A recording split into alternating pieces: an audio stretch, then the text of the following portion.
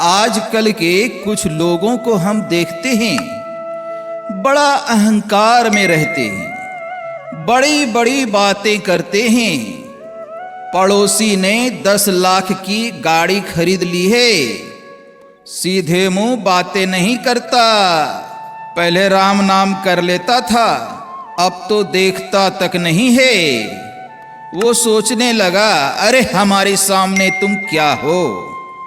सच्ची बात है, जब लोग गाड़ी वाड़ी खरीद लेते हैं ना, तब अहंकार में डूब जाते हैं। और तो और गांव-गांव में किसी की 2 व्हीलर आ जाए, अरे आ गई अच्छा है, भगवान करे सबके पास हो। गाड़ी घोड़ा तो आजकल की जरूरतें हैं, सबके पास होनी चाहिए। गाड़ी घोड़ा तो होना चाहिए, पर गाड़ी घोड़ा का अहंकार नहीं होना चाहिए। अब नए नए बच्चे आजकल देखते हैं, गाड़ी लाते हैं। लाते क्या हैं? अरे पापा ने दिलवा दी, और दिलवाई तो कैसी चला रहे हैं?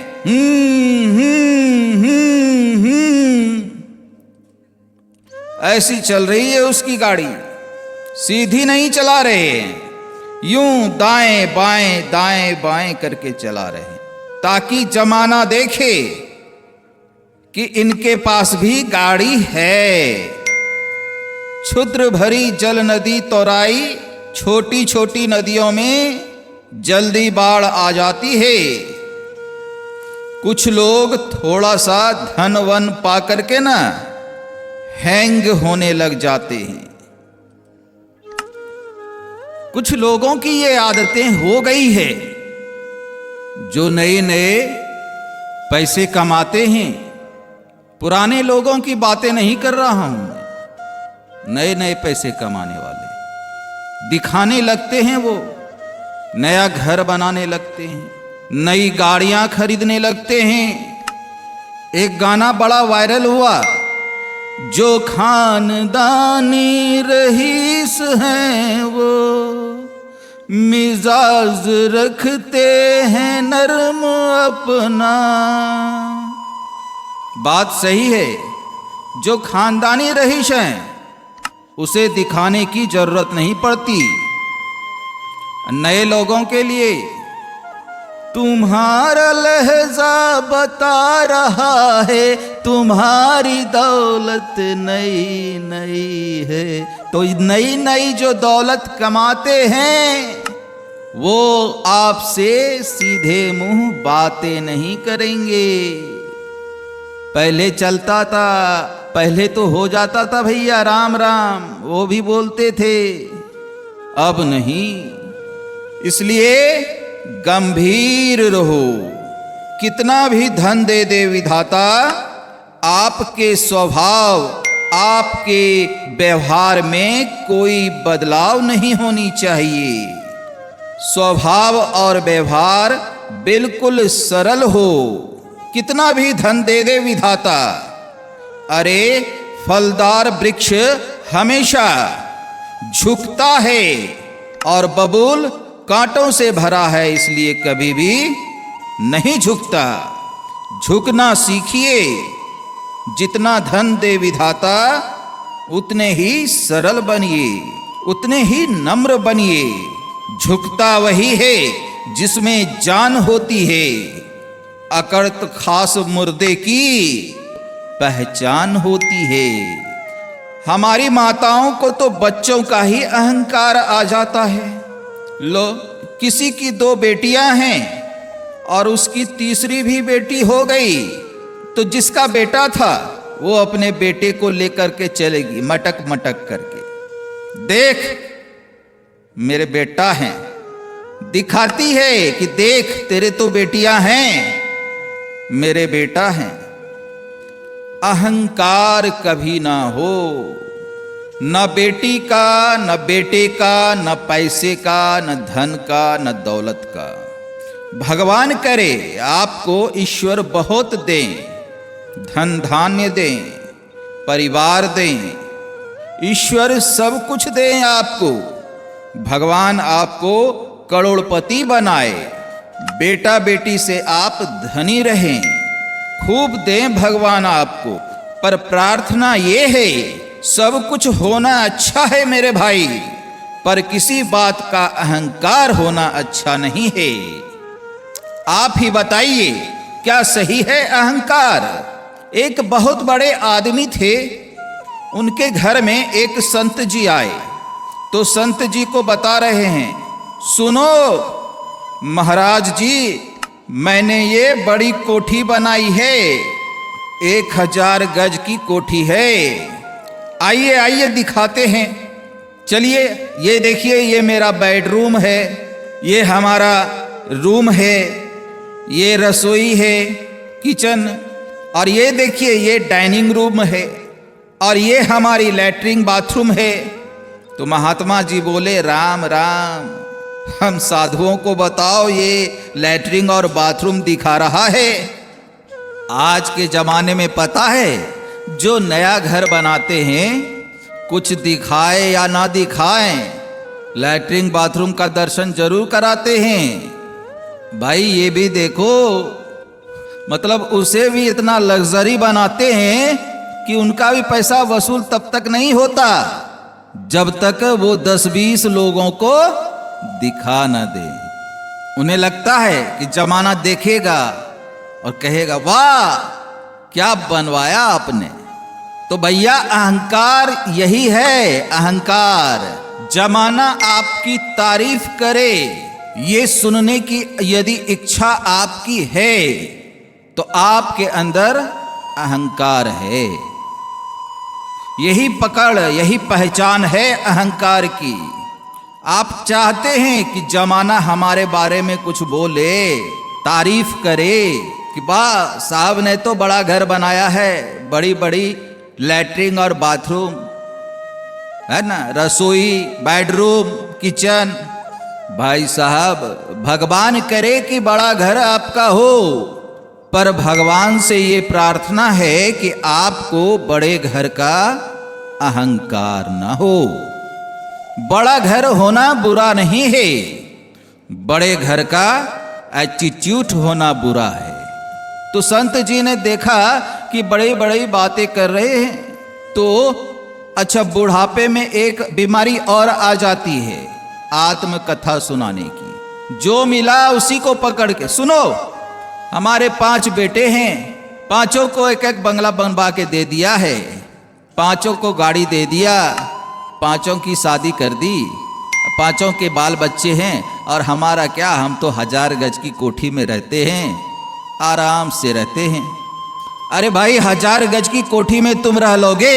रहने के लिए तो 3 गज की स्थान ही काफी है।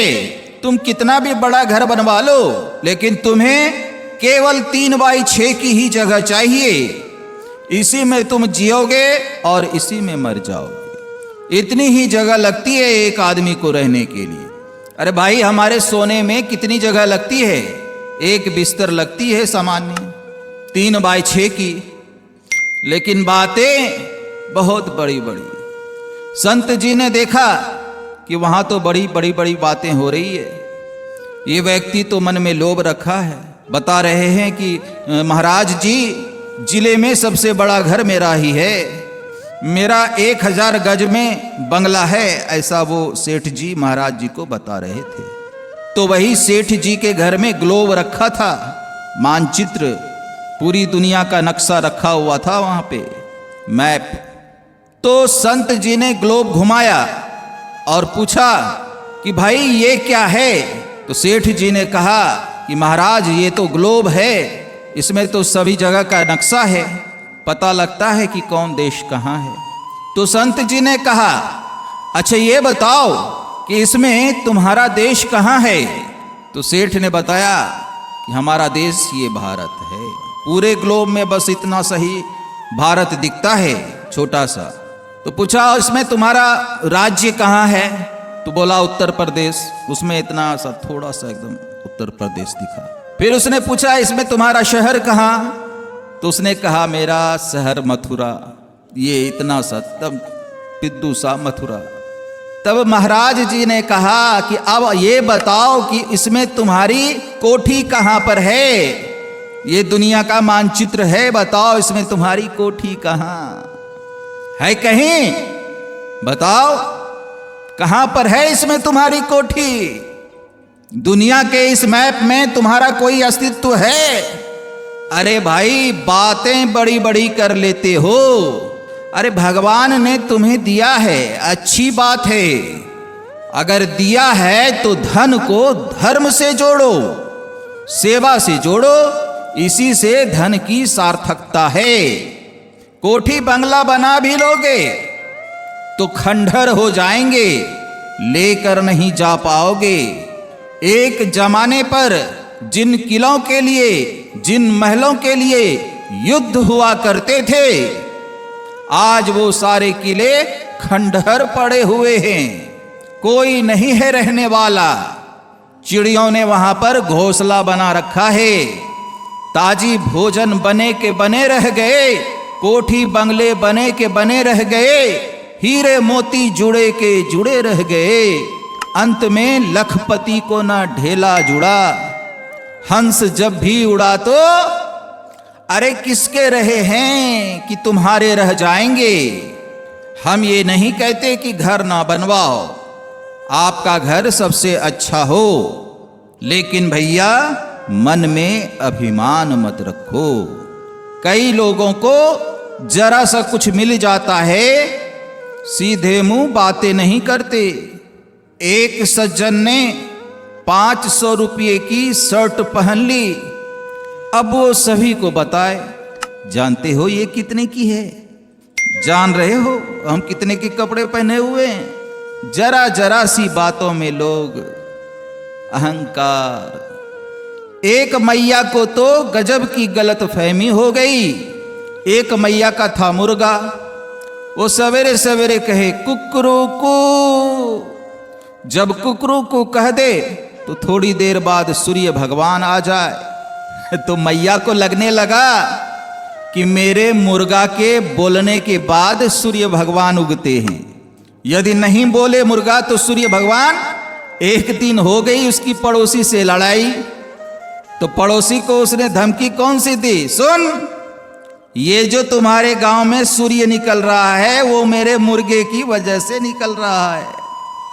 यदि तुम ज्यादा झगड़ा करोगे हमसे तो मैं अपने मुर्गे को लेकर के चली जाऊंगी, फिर अंधेरे में रहना। पड़ोसियों को लगा पागल हो गई है। अच्छा, तो उसे ज्यादा गुस्सा आ गया। अरे तो उसने यही देखा ना कि मेरा मुर्गा बोले कुकरू और सूर्य भगवान आ गए। तो उसको लगा कि सूर्य भगवान तब आते हैं जब मेरा मुर्गा बोलता है। एक दिन मुर्गा को लेकर के वो दूसरे गांव चली गई।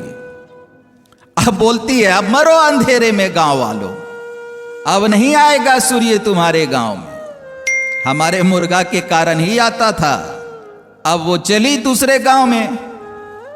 दूसरे गांव वो गई थी रात को, तो उसे लगा लो मैं नहीं थी तो यहां रात है। और सवेरे फिर उसके मुर्गे ने बोल दिया कुकरू को, तो वहां भी दिन निकल आया। अब उसने कहा, सुनो गांव वालों, मर रहे थे रातों रात अंधेरे में, मैं आ गई तो थोड़ा सा देखो तुमने प्रकाश को देख लिया। एक दिन लगा उसको कि चलो मैं जरा अपने गांव को देख कर आऊं, वो तो मर रहे होंगे अंधेरे में। तो वो चली, बोली मुर्गा नहीं ले जाऊंगा। मुर्गा को छोड़ के गई तो वहां दिन था, वहां के लोग बड़ी आराम से काम धाम कर रहे थे। तो उसने कहा, क्यों, यहां किसी और ने मुर्गा पाल लिया क्या? बोला नहीं, यहां तो कोई मुर्गा नहीं है। तो बोली ये सूर्य कहां से आ गए? तो बोला वहीं से जहां से रोज आते थे। तो किसी ने उससे पूछा कि क्यों, तुम ये सब क्यों पूछ रही हो? बोली हमें तो यही लगता था कि मेरा मुर्गा बोलता था तो सूर्य भगवान उगते थे। बस यही दुर्दशा हम सबों की है। हमें ये लगता है हम ये कर रहे हैं तो हो रहा है, हम नहीं करेंगे तो नहीं होगा। अरे भाई जाओ जाओ, तुम नहीं करोगे तो भी परमात्मा की सृष्टि चलेगी, तुम नहीं करोगे तो भी सब काम होंगे। लोग कहते हैं हमने किया तो हुआ, हम ना करते तो ना होता।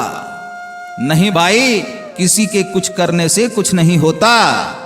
जो करना है भगवान को करना है। तुम्हारे द्वारा ना सही, मेरे द्वारा ना सही, किसी और के द्वारा जो भी ईश्वर को कराना है वो करा ही लेते हैं। तो परमात्मा के अधीन दुनिया है।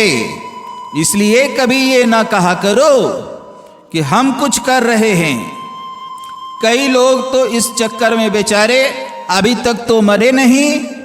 उनको लगता है हमारे बिना हमारा परिवार कैसे रहेगा। बूढ़े लोगों को लगता है कि भैया हमारे बिना हमारा घर कैसे चलेगा। अरे तुम जाओ तो सब बढ़िया चलेगा। तुम्हारे बाप दादा भी यही सोचते थे, तुम्हारे बिना कैसे चलेगा। ठीक ठीक चल रहा है कि नहीं? तो ये संसार न हमारे चलाने से चल रहा है, न आपके चलाने से चल रहा है। ये संसार ईश्वर के चलाने से चल रहा है।